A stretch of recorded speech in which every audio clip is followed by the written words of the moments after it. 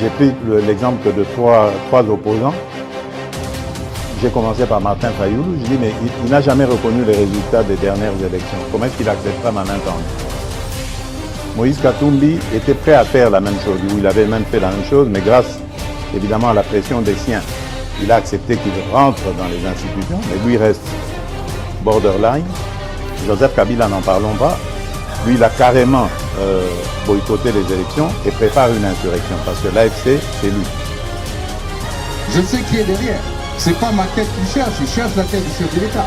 Et qu'il sache que je ne vais pas reculer d'un seul pas. Voici notre réalité. Un micro qui grésille, une caméra fatiguée, un studio improvisé, et pourtant, chaque jour, nous sommes là pour vous informer, pour vous faire entendre. Imaginez Balobeli à Peuple avec un vrai studio. Une meilleure qualité d'image, un son clair, des émissions plus puissantes, plus professionnelles. Mais pour réaliser cela, nous avons besoin de vous.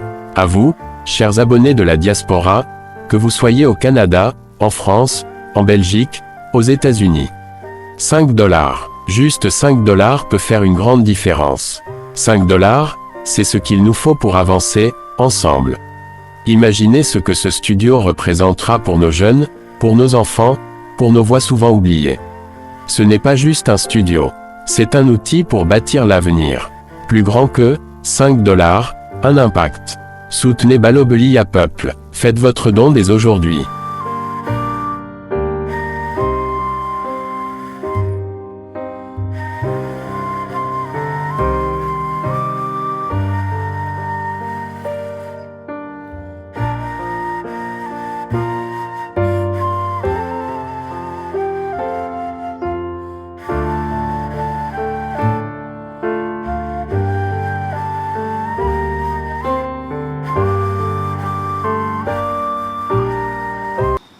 Mesdames et messieurs, très heureux de vous retrouver dans le cadre de notre émission Tolobela Ekolo. Merci d'avoir choisi Balobeli à Peuple Télévision pour vous informer.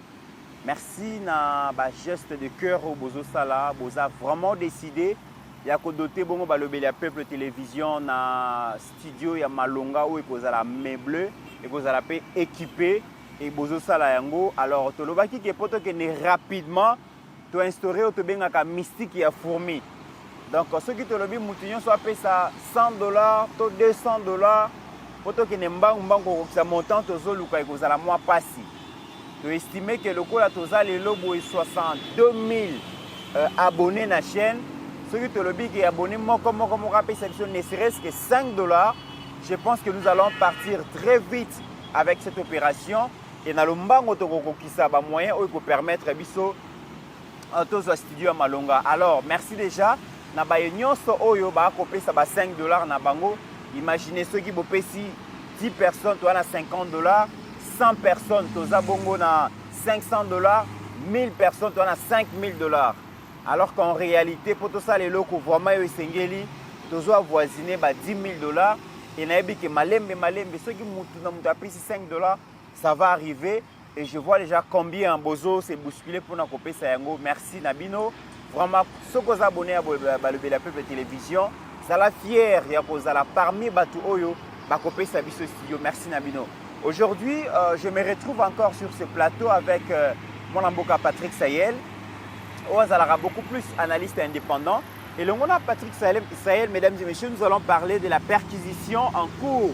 Il y a donc un parc, il y a Vallée de la Célé, au Tebenga communément Kingakati, Toebike. Parc où on doit appartenir à l'ancien président Joseph Kabila Oyo a entretenu une activité commerciale. Kassilelo, après avoir perquisitionné résidence à Olive Lembe dans la 18e rue, l'État a décidé, le service de renseignement a décidé de perquisitionner Bongo Kingaka Tiozo appartenir à Joseph Kabila. Mesdames et messieurs, Mais nous allons parler au cours de cette émission aussi na redéploiement, déploiement. Il y a M23 na Goma, na Bukavu. Vous avez des images comment est-ce que nouvelle recrue au besoin qui ba niveau ya Goma na Bukavu batinda ki ba na site ya formation ya Rumagabo basilisi tala ndenge bazo déployer bango wana ça inquiète bandeko na biso ya Goma na ya Bukavu mais aussi bokolanda vidéo oyo ba wazalendo ba kosenga balobi baza 6000 wazalendo oyo bazo protéger bongo Uvira kasi baza buté na approvisionnement na ba munitions mais aussi biloko ya kolia ceux qui chef de l'état vraiment ko kanisa bango et kozala malamu sinon so ba se déplacer kaka Uvira koko ya tokolobela yango. Nous allons parler aussi si le temps le permet na arrivé à président de la République na Lubumbashi pour poser première pierre ya construction ya aéroport ya Luano makambo ebele o na ebike tokozwata ya kolobela yango na mwana mboka Patrick Sahel. Merci na Ajekiala, merci na Steve Kondé pour la réalisation de cette émission. Tobo Sanité, notre jeune frère Gims qui est là aussi. Mwana mboka Patrick Sahel, bienvenue. Merci beaucoup Ndekonanga Mitterrandaya. Merci pour na bandeko nyonso bazolanda biso. Tokozanga te kopesa pe merci na bandeko nyonso basi batie loboko na poche. Ah ouais. Pour la contribution ya esika na biso tozo kolinga kozwa pour tosalaka émission na biso na ba condition. Très bien. Oyo sengeli. Na lobaki na émission elandi awa tozaka so mbule beti photo kima. Voilà. Soki ndeka za likolo abia benir biso na lolenge na ye. Voilà. Il y a des gens qui voilà. Le monde aujourd'hui c'est un grand village il essaie et comme les boké moko c'est-à-dire que au cause na Paris na Bangladesh au cause na Inde au cause na Singapour au cause partout au cause là au kotika na tap scène au tindi $5 ce que le bon ngai na doit charge moni batu musuba zaka conseil réseau beta binga na so 1000 billets ce que le bio doit charge il y a 1000 personnes au tindi $5000 au tindi biso na tap scène compte déjà élargi. Ce pour bibongo ba schéma mususu OK na western to na sa publicité na bakote manigram et comme ça osali c'est ezaka na landaki émission to ça qui lobby ndeko moko lobby to tindela bino bozalo kwa ndeko mususu wana te. Non, ça dit que je voudrais dire à ces gens là, ce n'est pas parce que tu as vu le faux que le vrai n'existe pas. Voilà. Ce n'est pas parce que tu as vu le noir que le blanc n'existe pas. Ici je suis dans les couleurs, je suis pas dans la coloration. Yakibomoto. En tout cas, ça va nous faire de bien. Na pesimbo te na bandeko bolanda biso. Na pesimbo te na réalisation qui toko yo HD Ajekiala. Voilà, batonyo so baza o bako zwali bakwa kolanda biso. J'espère que nyoso to loba wa ezaka pombo kana biso etambola. Très bien.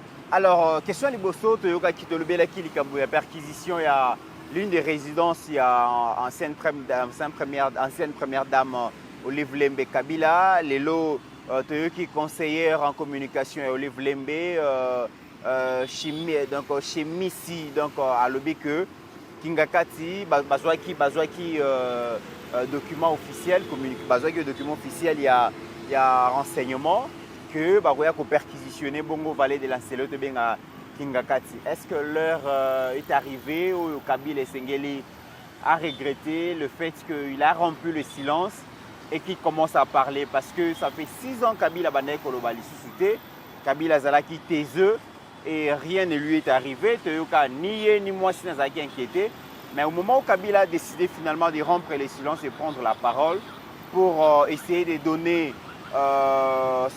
son point de vue par rapport à la situation générale du pays. Et c'est en ces moments que la résidence Nabango est commis qu'on a perquisitionné. Pour quelle raison? Ndeko Mitterrand. Pendant quelques minutes, Tobo Salana nous mukolo Kingakati ya Kabila. Tobo Salana nous mukolo Kashamata ya Kabila. Tobo Salana nous mukolo Jelem Kabila, mukolo 18e place baiki ko perquisitionner lobby. Et là Kabila to ya Mosina. Restons siko dans le fait, réfléchissons.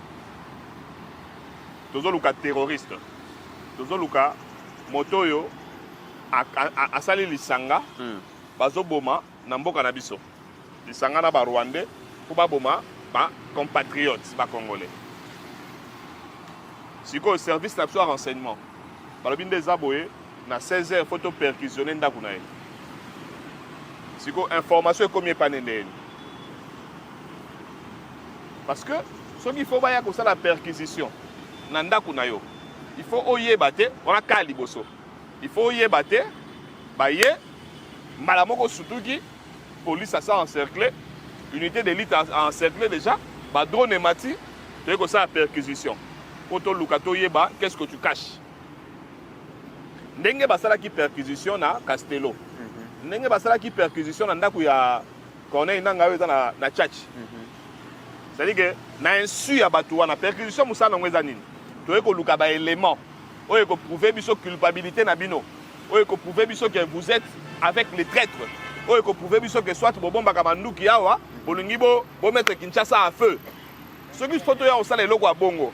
Et que toye bisi bino que tokoya na 16h. C'est que na service de renseignement na biso ba traître bazali. OK. Il fallait surprendre. Il faut que ça soit un effet surprise. Bon vandi bo moni bala mbila lingis kingakati. Bala moko toye ko sa perquisition to luka biloko mabea. Mais ndenge nini bozoya ko sa la perquisition na ndako ya moto. Mais aussi bo annoncer. C'est la même manière to monaki ministre de la justice Mutamba ataki va pris na mitu ya bato. Atie pris na mutu ya Pero, atie pris na mutu ya ba elenge, atie pris. C'est-à-dire que ceux qui ont un poste à soutenir l'information pas nayo. Voilà dans un volet liboso. Pas ici on réfléchit. Ceux qui ont soutenir l'information pas nayo, yo koye baté. Qu'est-ce qu'on fait qu'est-ce qu'on peut faire pour avoir Pero par exemple? C'est un sujet congolais. Même si on dit aujourd'hui que prenons le cas qu'Akenda Belgique n'a passeport rwandais entre guillemets, on doit vérifier ça. La RDC va officiellement écrire à la Belgique qu'il y a un fugitif ou un homme recherché par le gouvernement congolais, par le biais du ministère de la Justice. Donc, comme elle est Belgique, la Belgique prend acte de cette note. Belgique a instruit la police naïe. La police yamboka bozoluka mutu. Police yamboka nande ba ok debatie loboko na Pero. Je prends l'exemple ya Pero. Batie loboko na Pero. Bazu sikoyo Pero ba pesi na Interpol. Ba ministre msu baza otambola moko abeta nga kutu na nzela za ministre ya intérieur. Parce que j'avais dénoncé les solo ya véhicule volé. Nanya dola nda ba véhicule na Kisasa. C'est la police congolaise plus l'Interpol. Oui. C'est-à-dire que la police congolaise, tant que boko na mutuko boyibi, à Interpol va vérifier à mutuko ba yiba en Allemagne. Dès que ba côté en contact na ambassade d'Allemagne, ba côté en contact na allemand à Luka mutuka nae. C'est la même chose qu'on aurait fait pour Pero et pour Baeleng, ceux qui vraiment bazala qui recherchaient. Mais quand on voit un ministre qui aime le buzz, a publié en internet, c'est-à-dire que Pero sikoyo a kozwa ba mesure. C'est-à-dire que comment tu veux venir chez moi et tu m'annonces? Même le voleur pour venir, il n'annonce pas. À part Bakoulou, Nande, comment on annoncer pour une lettre, l'obi bobi maté, na boutou tobi na tobunda na ezo. Mais un pays sérieux, il faut avoir ça la perquisition. Comment cette information peut fuiter et comme Tina Matoya chargé à communication au livre Lembe au hasard moi si à Joseph Kabila. C'est que le service de renseignement na biso ba très basali. Yango na yebisaka fachi bino boye kaka na ba master na yo na ba ekiri na o ya Belgique bo weleli ka ba poste les postes etambusaka mboka te mboka etambolaka na administration. Fachi a 6 ans aujourd'hui. Est-ce que Fachi peut me citer mutu moko oyo tangu ya komi na bokonzi a tient administration ya service de renseignement oyo bandi ko gravir ba échelon si le loi comme directeur a comme au chevet de l'information. Parce que pour une information assez capitale, il faut un niveau. Dans le service de renseignement, ça va niveau par niveau. Or, bateau dans le service de renseignement, le niveau à l'école, ça va tout Kabila Tika. Et pourtant, l'administration, parce que vous parlez de l'administration, oui. L'administration est censée être apolitique. Voilà, l'administration est censée être apolitique. Mais nous sommes en Afrique. L'administration fait allégeance. Tant qu'on va poste ministériel, on appelle ça un exemple dans le ministère de la Finance. Kabila Koti a sali 18 ans, Motomoko Kabila attaque huissier. Huissier Amati, chef de bureau, chef de division, sous-directeur, directeur. Sikoyo, camarade Fachi Aboyaka au téléma comme papa. Il est bien papa, les papas d'abord. Nicolas, papa. Par exemple, père de famille, tout touché été. Sikoyo, tant qu'il y a comme ministre, Fachi Lobi que non matissa. Bon, mon solde, il y a 30%. Il y a fois 2. Avant, c'était 30%. mais lettre wana ekomate. C'est-à-dire président de la République abi na bakisa basoda mbongo na bango 30%. Mais Nicolas Kazadi azaka na signature, Master Tshisekedi. Aza na signature. Mais lettre oyo ekouta budget, lettre ekouta pas OD, lettre ekouta boye pas ministre a signé, c'est l'administration. Mais tant que l'administration n'est pas avec vous, la lettre est morte dans 2 semaines, lettre est après 2 ans. Tant que la lettre est après 2 ans, la population maintenant dit que Tshisekedi a consacré Bisso. C'est parce que les amis de Tshisekedi étaient sans... Excusez-moi le terme, c'est fort. Ils n'avaient pas l'intelligence qu'il faut. Ndenge moko pe do vivre. Na mboka oyo tosana bitumba depuis 3 décennies, 30 ans. C'est-à-dire, na mboka bongo service ya renseignement faut ezala makasi. Tango Tshisekedi aye, j'aurais voulu que Tshisekedi, tellement que Congo ezala nous la pente. Service ya renseignement, Tshisekedi atinda pe bato yaye, bake basali formation. Na ba pays lokola ba Israël, parce que Israël naza makasi na renseignement l'équipe des États-Unis. Mossad. Basali ba formation, aya kotisi bango na service de renseignement. Babandi ko gravir l'échelon en 6 ans, moto akoko ba pe directeur. Pour information mususu na service de renseignement, moto asako yebate. Moto, moni bato bomona na nzela, o asaka na ANR. So moni mutu na moto rola na nzela seka za mbolo ya ANR. Ba konti basala kutu lelo ko wana te. Mon konti po yeba ke moto asaka na ANR, to asaka na Demiap. Aza caché, dissimulé. So moni oyo kaka ata bato nyonso batambolaka na ba moto rola na nzela, bazala ko bato basnel. Na benga ba bato basnel. Ayebo yo papa, nga asaka na ANR. Yo so mona ANR alo ba nga asaka na ANR. Comment une information assez capitale, tout ce qui est de la perquisition à Kingakati, et combien pas Olive Lembe Nengenini, c'est qu'il y a des traîtres Tshisekedi, c'est qu'il y a des traîtres Fachi. Combien de questions béton, c'est qu'il y a des traîtres béton. Il faut faire la mise. Na ANR va traître Bazali, na Demiap va traître Bazali, na CNS va traître Bazali. Pour nous, on a fait cas liboso. Deuxième cas de figure, on a passé un rapport de réfléchir. Mais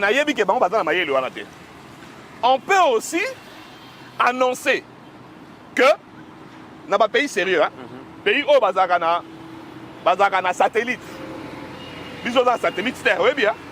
C'est-à-dire que tu as service de renseignement, tu suis satellite moko, tu chango était la carte Kingakati. Donc, ça, la sécurité, par exemple, en France, les États-Unis, les pays mieux équipés. Dans un discours à Mobutu en 1974. Nous ne sommes pas des pays sous-développés, mais moins équipés.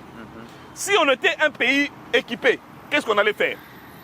Tu as annoncé que des aboyeux, il faut te perquisitionner Kingakati à 16 heures. Oh, tu as déjà satellite, moi, tu as Nicolas Kingakati. Pour avoir une image, parce que moi, je suis ah, Joe, moi, je suis Nazala une fois na Paris, toujours que de lia biloko na McDo, il y avait une Sénégalaise Ayaki Sika. Policier à côté na McDo pour somba McDo le roi batonyoso. Mais il y a tellement basi ba yebisa que mbila awa kanganga ba sans papier. Moi suis wana tanka moni policier abanda ko suba na bilamba abangi. Siko policier tanga pousse na quoi madame qu'est-ce qui se passe? Au début la question du policier c'était madame qu'est-ce qui ne va pas? Mais il y a des gens qui ont mbila na poto akangaka. OK. Si mbila comprendre que c'est que l'homme est ça la clarté. Madame on peut voir les papiers. Mon miwana, excusez-moi le terme, cette dame là bare foulaye. Alors que yemonda bangaki. Donc si on était un pays équipé, tout satellite mon total ici Kingakati. Vous comprenez? Donc si on ça perquisition à 16 heures. Si comme biso ko tolunga toyeba a okimisa nini? Parce que tu as habité Kingakati, ils ont miné de mine anti-personnel à l'ONA, Kingakati, on ne sait pas. Maintenant, on a reçu information à Bongo. Kingakati Tozoya. Mais pourquoi nous avons dit pour Nanga Castello. Surtout quand vous encerclez. Très bien. Deuxième chose, Kingakati Tozoya. Ah bon? Bozoya. Satellite est là déjà. Akim Sanin. Mais na émission na yo ndeko nanga Mitterrand. To fani na kisaso ba yebisa biso ke. Ba kin marché nyonso ezalaka eza ya Kabila. C'est-à-dire que yé mukolo ba kin marché. boza sûr peut-être que Kabila a tellement zoba car on soit manduki au fait quoi il s'agit ça abomi on a kingakati oh eza mosika oh ceux qui te bouki pour ma tête mutata kuna comme sous-souté. Mais qu'est-ce qui manquerait à nous tout ça la perquisition la kin marché nyoso yo oui ba soda na bisoti policier na biso suffit qu'à passer $20 Alexa Mutuka mais c'est quoi certain et là certains certains mais na certains la majorité toi la ça to yebani na tuka bango te mais to beta lisolo OK et là on dit na la kisibiso ke mituka o yaka minene et yaka na ba ndunda na ba Thompson na ba kin marché nyoso et même aga ndunda na Thompson est-ce que perquisition toko ça pe na ba kinga kati o te ce qui vraiment Kabila zolinga ko isa ça. Pourquoi nous avons... Et puis pourquoi faire fuiter cette information? Ah, tu sais que Natangi livre en Rwanda. Moi j'aime bien lire. Il y a un nyonsologue. Un nyonsologue vraiment quoi. Nous avons 5 diplômes à l'université et puis nous avons autant de Très bien. Natangi livre en Rwanda. Natangi livre en Rwanda. Rwanda lobby, le Congo est tellement grand qu'il ne faudrait pas laisser le Congo entre les mains des inconscients et des paresseux. Nabaki si Rwanda tanga ika ba inconscient na ba paresseux nga lelo na eko bakisa et les militants aveuglés. Qui sont les militants aveuglés? Les militants aveuglés za batoyo tu sais que ya sala kama bete tu sais que ya sali ezabo lamu. Les militants aveuglés za lokwa ba egwa ki ngombe omer abineli Mobutu abineli Kabila lelo yo wana zo bina pona Tshisekedi. Le Congo n'appartient pas à cette catégorie de personnes. Très bien. Vous avez mal fait de faire fuiter cette information. Ce qui est outil dans le service de renseignement, c'est que dit benga bango. Dans le pays le la RDC, mythe. Oyabi na Vietnam, na guerre ya américain. Oyabi poani ba américain ba koka na Vietnam te. Bazo service ya renseignement. Est-ce que bi que na mboka na biso? C'est facile tous en ba renseignant ya makasi. C'est facile. Très facile. Moni ba na yoso ba boudin o. Moni ba na ba verni. Moni ba maman nguba. Bana cirage. Bana cirage. Ba membre du service de renseignement efficace bango wana koleka bato ba tondisa mabumu, ba tambola na ba motolola, ba mela masanga na nyangwe ti kuna na kota Castello. Obi ke moi na verni à kota na chaque palais. So abetika kota. À côté, ayebi palais au Nengezali, ayebi banang bavana na palais. Très bien. Oh, bah te belé à service de renseignement basate. Si moi je deviens numéro 1 à service de renseignement, je vais recruter ces gens-là. Très bien. Je vais recruter les Wewa. Na Congo, les lois, il faut tous avoir service à renseignement ba Wewa. Ba Wewa. Botika la carte na ba bureau ba otala. Quelques chauffeurs à taxi. Wewa zati na Goma. Si on avait des Wewa membres à service de renseignement, Goma ne serait pas tombé. Si on avait bateau à vélo, on a besoin de Bukavu, on a besoin de Rwanda. Ceux qui sont aquí na bango, bateau service de renseignement, Bukavu, on a besoin de parce qu'ils sont tellement rapprochés de la réalité. Ben, oh, je sens qu'il y a bien tel salamar. Très bien. Mais Patrick Sahel, est-ce qu'aujourd'hui, on peut dire que, au regard de ce qui s'est dit, c'est vrai que Kabila demande encore des comptes dans le successeur Naé, à aussi la preuve. Au niveau de Kinshasa, on a auditionné la quasi-totalité des cadres à PPRD. Jusque-là, ça n'a rien donné parce que quand bien même que 2-3, il y a une interdiction dans le territoire national, le temps que justice militaire ici, ça marche aussi ça. Ma question est que, est-ce qu'aujourd'hui Kabila représente un danger national? Vous êtes convaincu, vous avez cette conviction que Kabila représente un danger? Kabila représente un danger parce que Tshisekedi n'a pas compris que Kabila Tshisekedi a mine anti-personnelle. Le jour où Tshisekedi a fait son discours de 6 minutes pour casser coalition. Oui.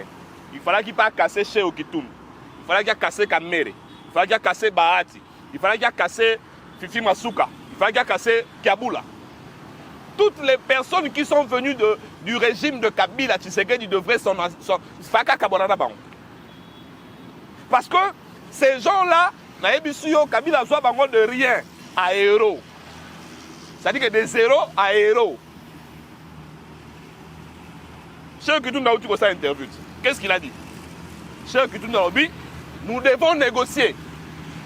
Est-ce que négociation est à vision à Tshisekedi? Non. Négociation est à vision à Kabila. Négociation est à vision à impérialiste. Négociation est à vision à Rwandais. Mais chez Okitundu, ça veut dire quoi? Que chez Okitundu, Azola na ligne Moroboy.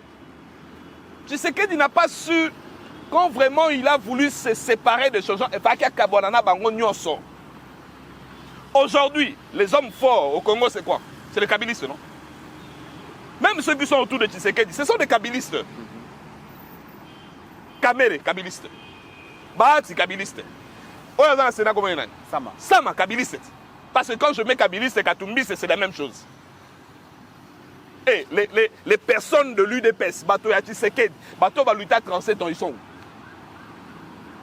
Est-ce que... Bon, je ne voudrais pas procéder dans ma comparaison. Opposition, ça a quitté. Tout le monde, que ce soit le peuple, que ce soit les pseudo, bon, les pseudo-opposants, pour on est comment Tshisekedi. Ah oui. Bah, ça qui bloque na bango. Ça veut dire que Tshisekedi est qui membre et le quoi il y a monté outil d'opposition.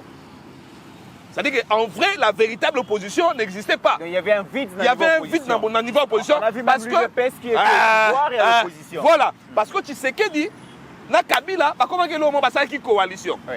C'est-à-dire que Bato, il faut qu'en principe, base à l'opposition, parce que la coalition na Tshisekedi. La vraie opposition n'est aujourd'hui pouvoir. En réalité, il n'y avait plus d'opposition. Non, mais il y avait quand même Fayoulou. C'est pourquoi pourquoi oublier non, qu'en quand je dis ça, je dis par rapport au poids. Yo beti masolo ya poids. Beti masolo ya poids. Ok. Fayoulou n'avait jamais géré. Fayoulou était resté avec Fayoulou, Batikaki Fayoulou, Katumbi, je crois. Dans Delis Sanga. Mais Delis Sanga tong ba voter à voter nani. Tshisekedi. À sa campagne Tshisekedi na Louisa. C'est-à-dire que la véritable opposition n'était pas là. Alors qu'est-ce que Tshisekedi devait faire? Et là on a 5 tout ça dans l'entreprise Nabiso. Vous savez que le Congo aujourd'hui, les jeunes sont en retraite alors qu'ils sont en Moussalate. C'est ça la réalité du Congo aujourd'hui. Vous expliquez, on est. Moi, Natangi, à 6 classes, a eu diplôme à l'université, a licencié. A bandi ko luka Moussala. A ozo Moussalate, a sa retraite de Kouti, nano a salité, à quelle retraite? Alors que papa moko a mokolo, a banda Lumumba. A na Moussala na bureau na linga ko kenete. Soko ebisi mais papa qui est retraite, abiso na mina qui est retraite. Mon on a ya des comptes final ba foutate.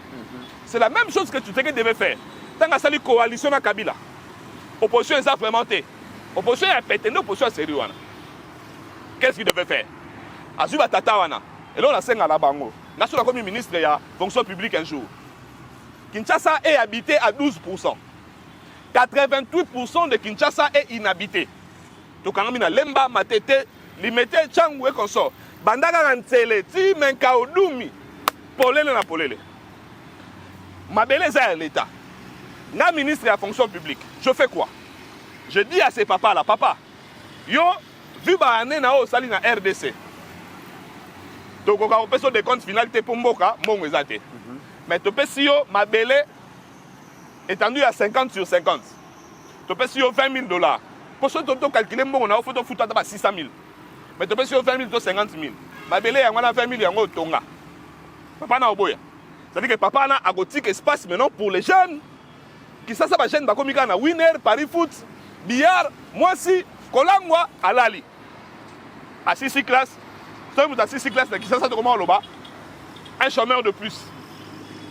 Mais ceux qui bateau va accompagner Tshisekedi Bazaki na vision au Bandakala. Le long la jeunesse serait aux affaires. Ndenge moko pe ba jeunesse sera tombe Bazaki coalition. Il faut qu'il y ait dans l'administration. Acha batu pe mena batu na Kabila ba yekola jour ya siko ko kabwana na bango yo tellement zaki na pembeni ya Minaku, je donne l'exemple. Oui. Tellement zaki na pembeni ya Che, tellement zaki na pembeni ya la mère Mende au sud déjà nini expérience. Bokabwani la mère Mende accueilli, toi tu restes avec l'expérience et tu travailles. Mais ils n'ont pas fait ça. Ils n'ont pas fait ça. C'est tellement qu'ils ont échoué au début. Et ça, il faut benga pembeni Tshisekedi. Très bien. Il faut les chasser aux côtés du président de la République. Ils n'ont plus rien à donner. Ils n'ont jamais eu quelque chose à donner. Makambo biso to lo bangana tefoyo, bango ba finga batinda la biso ba tuba finga biso. Yo po ningola ksanini. Mais to solo ba makambo bino bosala ngote. Dangi na ksamno ke ka ke cerveau na ngai sala gymnastique trop kolega bino. Très bien. Mais Olive parle de la persécution par les services de renseignement et d'activités commerciales dans Bango. Ils ont dérangé Bango. Mon cher, comment est-ce que ceux qui vont perquisitionner, on peut mettre la persécution. Parce que tant que tu mets la perquisition, on ne vient pas comme des abbés, hein? On vient comme l'armée. Hein? Na koto ndima te ke yo olone ke kona o ya famille to timola na soki ba ici biso ke lo ma bezalia. Et toi tu vas pleurer quoi? Perquisition et persécution non? Ça c'est normal. Et ça le là avion sali crash ba luka boîte noire. Boîte noire les apotos soigner mais formation ni crash salami. Mais ça sert à quoi? Ça aussi l'information en des ça batou. Ça c'est un faux débat. Maman Olive c'est une dame que je respecte beaucoup. Azaki première dame à Sali Oya Sali. Les lois commis première dame il y a rebelle. Alors ça la paix au ça là. Mboka sur les gens a posé perquisitionner qui ngakati. Ba ça là. Mais n'allez pas. Et ça la perquisition à trompe l'œil té. Vous perquisitionner qui ngakati. Bon ba qui marché. Bongo je l'aime. Et bongo est-ce que vous avez dit que Kinshasa emprise publique, c'est ce qu'on appelle les emprises publiques. Emprise publique est belée. C'est moi qui na Kinshasa aboye. Tonga soit ba église, soit ba nini. Mingi ba église est la kaka o. Colonel Moya Moura.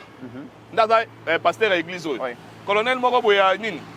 Pour ni bazuka ba emprise publique.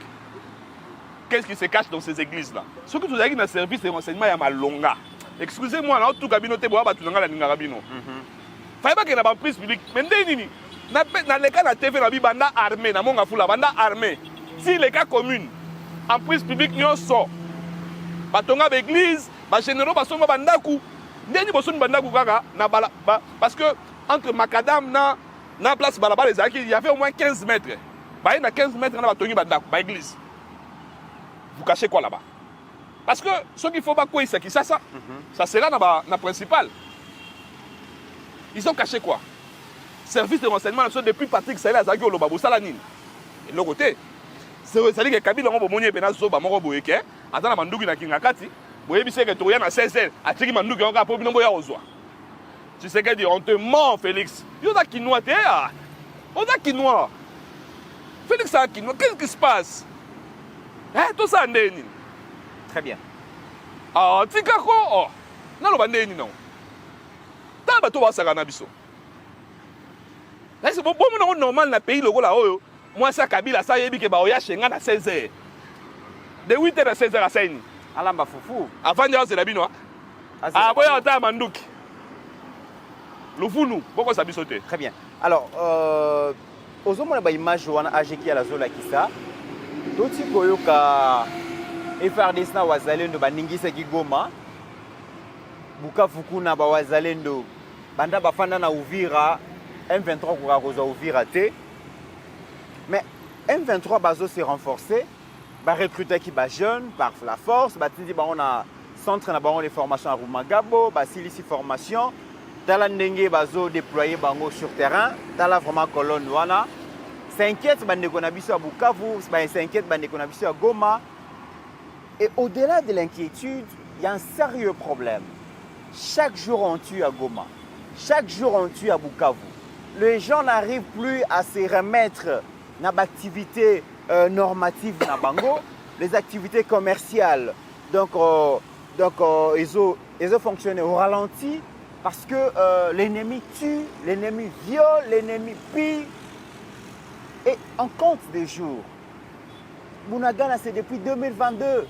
Le 12 au 13 juin 2022. Voilà. En juin, ça va faire 4 ans. 4 ans que Bunagana est sous na contrôle et administration à Kinshasa. Mais il y a des Congolaises et des Congolais qui vivent dans Bunagana. Ils vivent donc atrocité, ils vivent terreur. Ils se posent même des questions. Est-ce que Kinshasa se souvient de nous? Est-ce que Kinshasa pense qu'il y a des Congolais qui souffrent, qu'il y a des Congolais qui sont massacrés, qui sont à la merci des terroristes et ça traîne? Aujourd'hui, nous avons l'impression aussi que Tokomiko Messanana perte à Goma, Tokomiko Messanana perte à Bukavu. Et entre-temps, Tokomiko Messana, l'ennemi pille ma richesse, Azoteka, Azo s'est renforcé en termes d'armement, en termes de ressources humaines et ressources financières. tomoni yango. Et aujourd'hui, bato baopesa biso moi espoir makasi que la résistance se constitue et ça bandeko na biso wazalendo. Mais toyoka quand même le message au moko ya commandant la bango azopesa. Hali hapa nishafanya operation 7. Na ile operation 7 kama adui ya pasulaka hii njia kwa kuweza kufika Uvira ni sababu nimemfungia hapa. Na hapa nikitoka tu mjue kama Uvira na kamatika na adui anaendelea kupata njia. Tumesaidiana na magrupu za armée za kutosha kama vile CNPSC na magrupu za armée za Bakirikicho, Shukuru, Kifuafua, wale bote tunashirikiana Synergie na Barele Itongwa. Sie bote en collaboration na Synergie, tunatumika en Synergie. Sasa wakati tunatumika tunajua kama sisi tumepungukiwa zaidi kukosa vitu vinaitiwa vifaa. Vifaa ndio inatukomplike sana. Lakini kama sai tulishakuwa deja Bukavu. Tuko na problème ya communication. Tuko na problème ya matériel ya vita. 3 tuko na problème ya risasi. Na problème ingine ku niveau ya finance. Mnajua kama kupata rasio ya kukulisha majeshi zote haiko blagi. Nawaza hapa kwenye tuko niliweza kusabia basoda benye biko engagé mwa hii front. Tuko au moins plus de 6000 benye tuko engagé mwa hii front. Na wakati tuko engagé mwa hii front plus de 6000 personnes, vraiment kupata chakula ya kula ni shida. Ni shida. Mais tunatumikia gouvernement. Na wakati tunatumika sababu adui ameamvoire nchi yetu na sisi hatuwezi kuiacha kama watoto wa nchi. Tuko majeshi ambao tumejitoa kwa kuweza kusaidia nchi yetu. Gouvernement tusaidie. Tusaidie, msione sawa vile mzaa. Sababu sisi tukishindwa hapa na Kinshasa watawakuta. Asa msifunge mikono Kinshasa muwazi aseme kama sababu tumetia kaka amani kidogo mwa hii eneo yenyewe tunakamata, yaani tumemaliza. Njoo kuanja. Njoo kuanja sasa. Mutie mabateri ya marsh, tusaidieni. Huku tuko na maeneo mingi yenye meme avion petit porteur teza shuka na ile petit porteur kushuka na mtatuletea vitu ambavyo tutafanya navyo kazi. Fikisha hii habari kwa excellence chef de l'etat. Ayue kama vraiment tuko hapa tuko tunapigana sababu ya nchi yetu. Hatupigane juu yake hapana. Tunapigana sababu ya nchi yetu. Sababu hii nchi kienda. Patrick Fayel, alobi que le commandant ya bawazalendo na branche Uvira alobi baza 6000 personnes au ba ko constituer bloc ya bawazalendo bazo défendre Uvira. Uvira zo kweyate Rwanda na ba supplétif ne ba ça l'effort bazo Uvira mais aussi mbaté parce que bawazalendo bazawana. Aujourd'hui azo lancer appel na chef de l'État. Alobi lelo toza habitué na problème ya ravitaillement en termes de munitions. Et qu'il y a 6000 personnes à casse-tête, on n'en peut plus. Ceux qui continuent, ils sont obligés de se déplacer pour que les combattants résister. Alors, le chef de l'État a un makambo au sérieux. Président de la République, Fungola Mus. Ah, c'est quoi yo? Bino bolo bato, tu es le président, le président Fungola Mus. Chef, il y a Bawazalendo, que nous respectons, que nous aimons. Abeti di solo ya nzala na bango, au même moment que Kamel abeti solo ba papier di pirater ezanga na ninyo. Keba Wazalendo komi okota politique. Keba ba politicien ba komi ko lunga ko sangana na espoir Wazalendo. D'abord, ba militaire ba moni ba okota 3000, ce sont des Rwandais. Bana oyo nanga salaki recrutement forcé. Na Ruzizi, ils ont entre 11 et 15 ans. Les militaires, ce sont des Rwandais. Na même yo na Ituri. Quand on parle de Bunagana, vous savez que Bunagana a un péage moroboé, près de $300,000 par mois. Péage à Bunagana. Parmi tout les autres Uganda, oui, c'est moi tous les Noa mo boizaka uta Uganda koti kisanga ne bimi katanga mutakumba Noa. Nzela ngo yangwana. Près de $300,000 par mois. Na minute batu ba gérer ngo za ba Ugandais.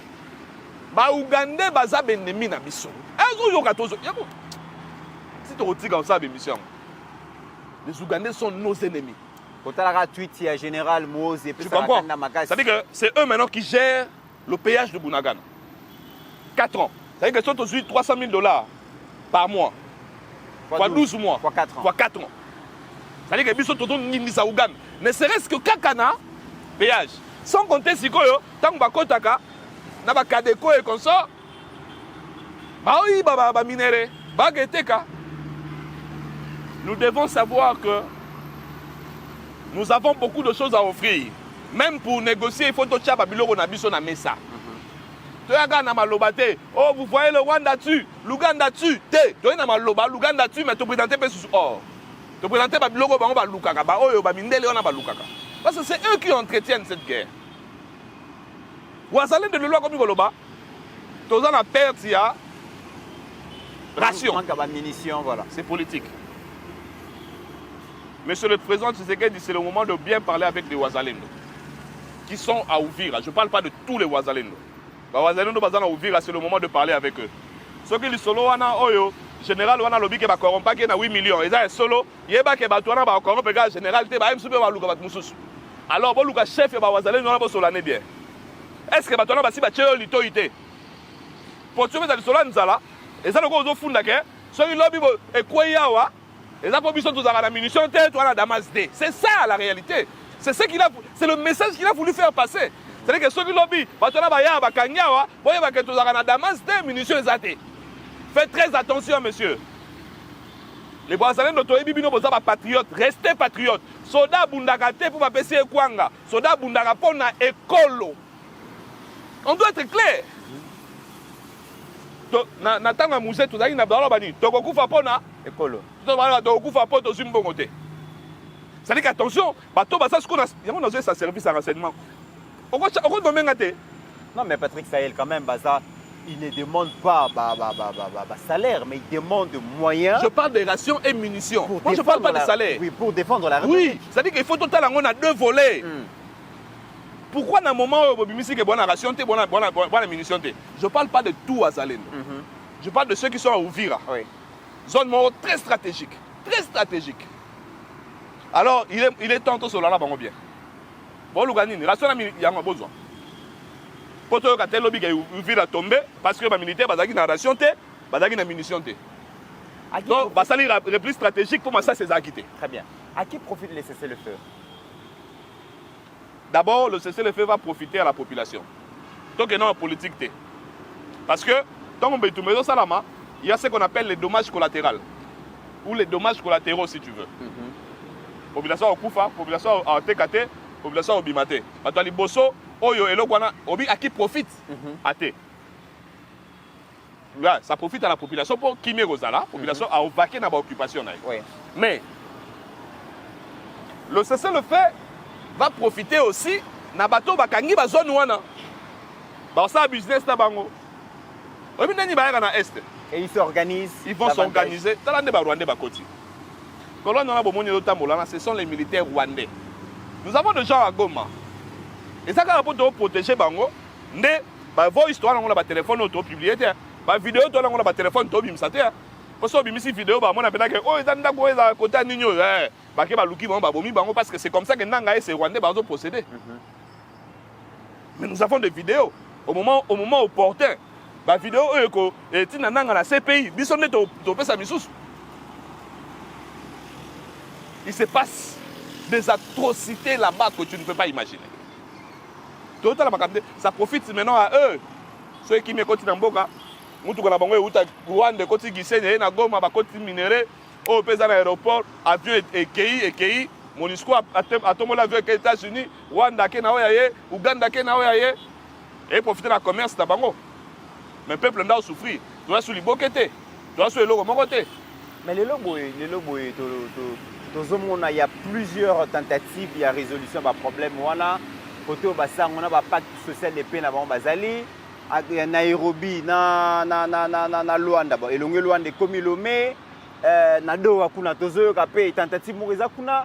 Finalement, à quoi servent toutes ces tentatives quand on sait que sur terrain, la population n'a pas perdre patience parce que tuerie l'équipe, atrocité l'équipe. Le gouvernement congolais soucie Zanini. Bandeko bala na biso na Goma. En ce moment, bala na biso na Bukavu.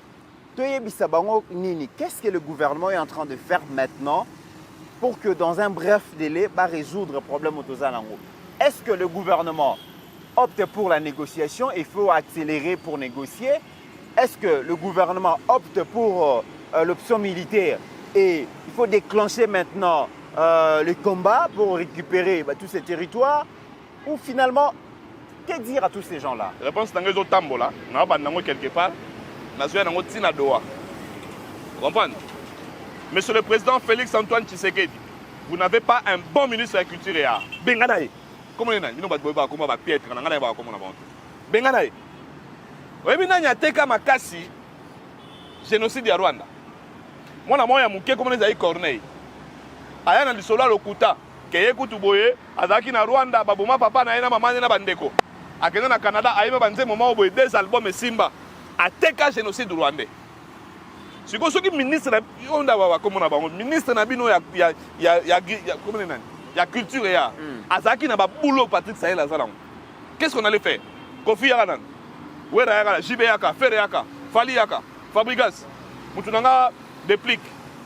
Mutunanga Hans Luzolo Yaranan. Ça, fiston, tu peux si bon moyen. Vendez le génocide congolais. Connaît Yemoko Ateka génocide rwandais. Yemoko. Mais nous avons des gens plus forts que eux. Nasuki Wanate. Nakena football. Aujourd'hui, parmi Bato Baochama Kassi dans le championnat Angleterre, Yuissa. Qu'est-ce que nous avons fait de notre geste heureux? Tout ça, non. Si vous êtes ici, oui, ça nous a boyé. Yo, oui, vous êtes ambassadeur à Congo. Oui, ça nous a boyé. So, vous êtes en Angleterre. Ndenge okolo bate, okolo ta polo te ba komi génocide congolais. FIFA a sanctionné. Mais on a dit polo na kati, oche polo muso eza na signe wana ya boyé. Parce que les gestuels FIFA moyen interprétant mo ezate. Oche bi olongo lika mo baboni, ba dio so balinga ba, ça signifie quoi? Ah, génocide congolais. Parmi les joueurs les puissants, oui, Pape Gay. Pourquoi ni ba bengana na France? Aboyaka kolata Varezia. Ya ba vite, il y a LGBT, ba PD, ba ministre ba PD ba ba Macron. Aboy kolata Varezia ba bino la tangote. Ba bengani. Mais vous savez que na Paris Saint-Germain nous avons au moins 4 Congolais. Ça veut dire que nous avons 4 ambassadeurs na Paris Saint-Germain. Ceux qui ministre na sport, azana boulot nga na zanango. Asanga na ministre ya culture ya. Motoboya nan. Bino bobada boycotté kaka visite Rwanda. Lobi na bino totali match à Real na Arsenal la taille. Visite Rwanda. Nous avons 3 clubs en Europe. Balata visite Rwanda, Paris Saint-Germain, Arsenal, na Bayern de Munich. Ceux qui sont lobby, nous allons boycotter tous les matchs d'Arsenal, Paris Saint-Germain, Bayern de Munich et les Carla Congo. On aura lancé un message. Oui. On aura lancé un message. Mais biso, un ministre des Sports aux abonnés absents, ministre de Culture aux abonnés absents, Nasuki Wanate. Tolobi, na ba jeune amino à Paris Foot, tendexement Congo, tu as ma casse dans Paris Foot. Ba match Arsenal, Bayern, Paris Saint-Germain et les Kagaraté. Na Paris Foot est raté. Population au Yimaïmat. Et au Sala Tolé, bango ne ba osanga l'art. Ba match à Paris et contre l'art, na Paris Bleu Foot na bango et contre l'art. Notre voix sera entendue. Na yesiko on a doa. Ndeni boko so babiso boyeko. Est-ce que vous avez vu que Paris Saint-Germain a aussi renouvelé le contrat na visite Rwanda de 3 ans. Paris Saint-Germain a contrat en 2019 tant que tu sais que tu as eu président. Mais là, tu as renouvelé de 3 ans, c'est-à-dire qu'en 2028 tant que tu sais que tu demandais au Sanini. Vous comprenez? Paris Saint-Germain, mon colonel a un représentant, il y a Émir, il y a Qatar. Donc Paris Saint-Germain, il y a une équipe, il y a président Qatar, oh, avec tu sais que tu n'as qu'à gagner, mais va pas dire. Alors, je vais m'intéresser à Nabiso. Vous pensez vraiment qu'à jouer dans l'intérêt Nabiso? Comment on ne fait pas comprendre que les bâtons là-bas au Babiso? Moussa Tiga et Testament. Moussa Lobaki. Peuple, prenez-vous en charge. Tu sais que dit Félix. Bateau Baïb Saki Oyoka base. Ne place pour Chamaïle là. Problème à Congo, résolution dans ça Émir Qatar. Alors, d'abord, terrain, il y a un contrat en Rwanda depuis 2021. ala na ba terrain na ye Paris Saint-Germain club na ye balataka nanu visite Rwanda a ozamuta biso ndeni. Alors président Tshisekedi bato bayebisaka oyo ka base ya population yo sikoyo il faut makasi no eza wapi population. Très bien. Quand le peuple n'est pas avec eux, bakotaka na 2001 to liaka bango te na Kisasa. Bakotaka na 2001 to tumbaka bango te na Kisasa. Parce que la population était avec Mouzé. Alors Tshisekedi ndenge Bible lobaka zongela bolingono akala, bolingono eza population. Makasi no fait dans la population. Tala seo kitunda abaloni maloba, toke ko négocier. Zwana nu batu nyonso bazaki na Kabila. Neti Kabila sa mutu mabe, bato basaki na ye ba batu mabe, tsa bango pembeni. Batata va l'accepter sur Lumbo se masturber photo Kabila ainsi. Là on a pas ça leçon. Il faut qu'on soit sérieux dans ce pays. Très bien. Soyons sérieux. Soit on aime le Congo, soit on n'aime pas le Congo. Prenons nos musiciens, prenons nos footballeurs. Revêtez le sursaut patriotique. Faut marquer bi nakati polo. Oui ça, salango. Je n'ai pas soudain l'ingamingo na oh tcheke da benga le Messi congolais. Comment il a soudain? Sala yango. Utilisons nos joueurs. Soit ba comédien na biso ya malonga. Ça c'est Yaka. Hans Luzolo, Yaka. J'aime bien les comédies intellectuelles de Hans Luzolo. Hans Yaka. Maviokele Mutunanga Yaka. Et Sobel dit Yaka. Ndeza Boye, Boukutana Sahel, Pessa Boule. Parce là, minimum rattaché à la présidence, il y a changement de mentalité. On peut utiliser ces gens-là. Ceux qui basent dans la boule, tu es au côté, tu peux la boule. Très bien. Alors, mon Amboka, ne donnons pas le destin de la RDC à l'étranger. Très bien. Que moteur Bongisa Congo à Outaka Libanda. T. Autant que l'université. Tu as un diplôme, non, Bit? On est retourné ça, tu sais que des émissions de Ouate, Benga Bato Libanda. T. Au Bengi, on paye moi 3, mais quand tu vas à 4. Très bien. Meka. Alors, Tozui, sujet à Souka Ezali Bongo, le président de la République a salaki réunion ya crise. Pour la Makambuni no les cas qui de Makambo ya inondation. Il y a certains quartiers, il y a ville province à Kinshasa et parmi les mesures pour que cela ne se reproduise plus. Bazu Bongo, entre autres mesures, la démolition et la construction anarchique. Aujourd'hui, ça paraît quand même facile de dire que non, pour trouver une solution, la baka et inondation et la ville province à Kinshasa, il faut démolir les constructions anarchiques. Mais l'État ne se pose pas la question de savoir comment est-ce que nous en sommes arrivés là. Aujourd'hui, nous parlons de la démolition. Mais qui a autorisé, qui a donné le titre Nabatu pour que va construire là où il ne fallait pas construire? Président de la République, Poto Ndimake, résolution besoin qui n'a conseil des ministres est solo. 1. Ce boyer baratenga n'a informé bino. Immeuble à Bavé d'Achour. Place passer à restaurant à Bamba Tongango Likolo à Rivière Gombe. Rétention d'eau. Mayo Utaka Ngaliema, Mayo Ezouta GB, Mayo Ezouta Gombe. Rétention d'eau. Immeuble wana ba Boma. Place Mayo Daro Vanda et Ken a fleuve. Batonga Yango Likolo ya Mayo wana. Casser les Rotana. Rotana, construction anarchique. Anarchique, oui. Beaucoup de gens Rotana. Token na gare centrale, Rakin, et le roi des Apemenu aussi la raté alors Kabila Salaki. Batongango Likolo ya Gu, Mayoyo, et Utaka Lingwala, Moussou Outi Komina Kisasa, Moussou Outi Gombe Lisusu, et Sangani Poboka dans la fleuve. Batonga le voilà, Bobukango. Cité du fleuve na Kingabwa, et comme Akutu Tonda. Parce que, Basalaki Ndenin, Bayaka, Maya, Oike Batuna Kisasa, tout le monde Kisasa s'est habité à 12%. Batone ba ke soma na ba menkao ba soma na ba sele ba na cité du fleuve aponi mai ngana su 40 sur 40 na mai si quoi ça ndeni ake akopere ba immondis akopere ba salité o tozora la bandaku o il faut pas que boka na mabengi po mabengi ekundama ba ba boaki wana ti et un espacement considérable ake na bazamba lo kwa zamba campus na mitu kane ba ben 40 sur 40 asomi mama belé. Baye bato disi mabele place na mai sur eseni. Mai pusani. Badame atongi pale. Sikotango bengani mai place wana.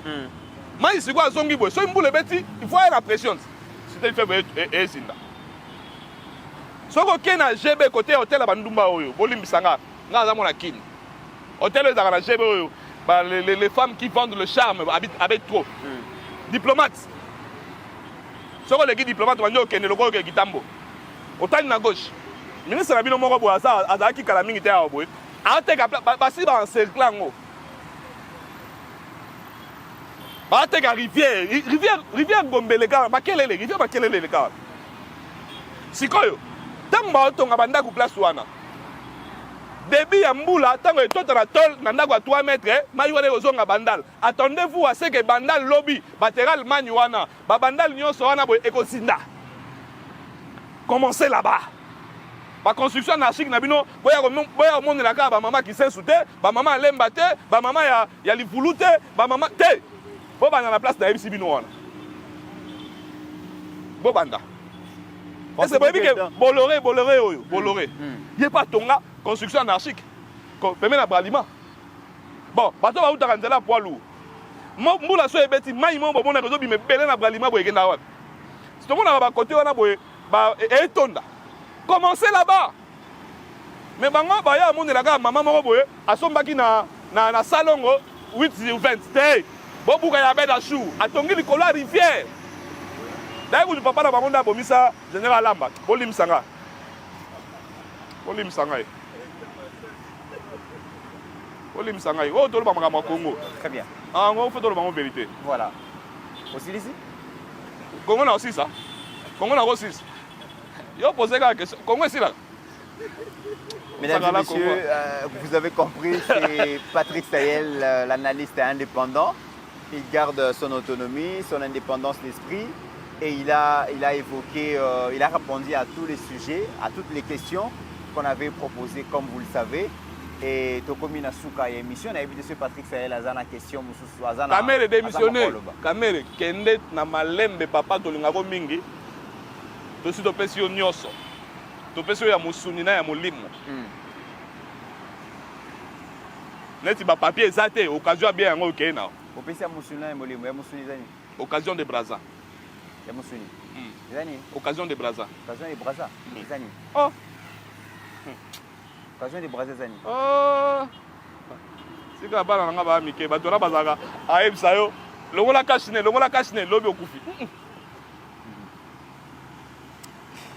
bongo ya molimo ezali bobengaki mwalimu ya molimo yango na ti ese ntango azalaki na bujumbura bato babenge mwalimu azali na bujumbura akendaka avoyagaka turo te papa ozolukaka aloba nini obi ntango azali na bujumbura akendaka ti na bujumbura bano benge nani nga nayebi kuna akenda kuna nga nabotama awa nga nabotami na zela nga nabotami na lutunu 7 bis nakoli na livulu na rigini avenue de l'université numéro 6 nayebi ndenge balongwaka campus okoti kati obimi victoire kati nayebi mutu mosusu oyo bango nyonso otangana bakamere basama lukonde gwaka yeka awa bi nde oza na première yo kei makolo ti njili omona zongi boye oh babi njili tika papa tika.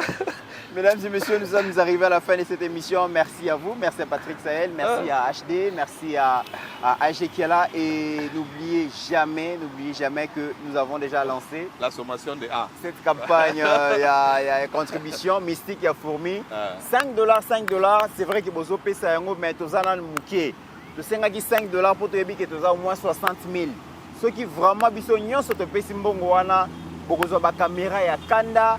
Beaucoup de caméras ya kitoko, ba drone kokota et puis donc studio kozala ya kitoko makasi ba problème ya sonorisation beaucoup les lango lisusuté et puis talaka conseiller azo ça l'émission malgré c'est anxiété mais azo toka mais na salle moi climatisation a bien kozala moi ba teinture ko changer ko ça peu moins bien vraiment nous tenons à vous comme vous le savez beau contribuer $5 et zali mbongo muké. Ceux qui te sangani et belé, je pense que et n'oublions jamais qu'au-delà de nos divergences d'opinion, mesdames et messieurs, la République démocratique du Congo reste et restera toujours plus grande que la somme de nos ambitions individuelles. En attendant, portez-vous bien car chaque jour est une vie.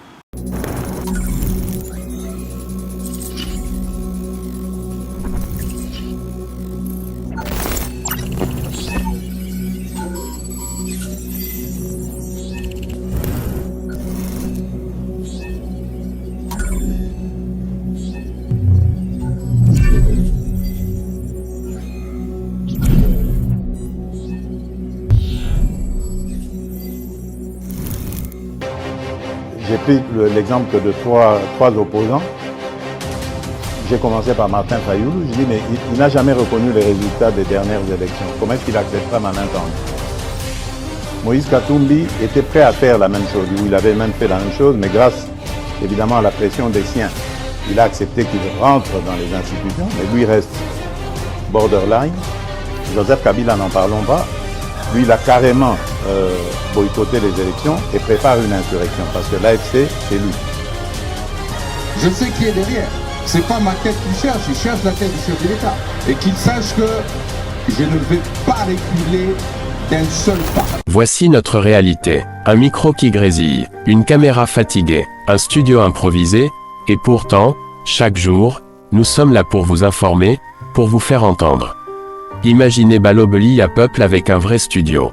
Une meilleure qualité d'image, un son clair, des émissions plus puissantes, plus professionnelles.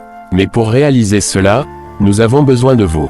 À vous, chers abonnés de la diaspora, que vous soyez au Canada, en France, en Belgique, aux États-Unis. 5 $, juste 5 $ peut faire une grande différence. 5 $, c'est ce qu'il nous faut pour avancer, ensemble. Imaginez ce que ce studio représentera pour nos jeunes, pour nos enfants, pour nos voix souvent oubliées. Ce n'est pas juste un studio, c'est un outil pour bâtir l'avenir. Plus grand que 5 $, un impact. Soutenez Balobelia Peuple, faites votre don dès aujourd'hui.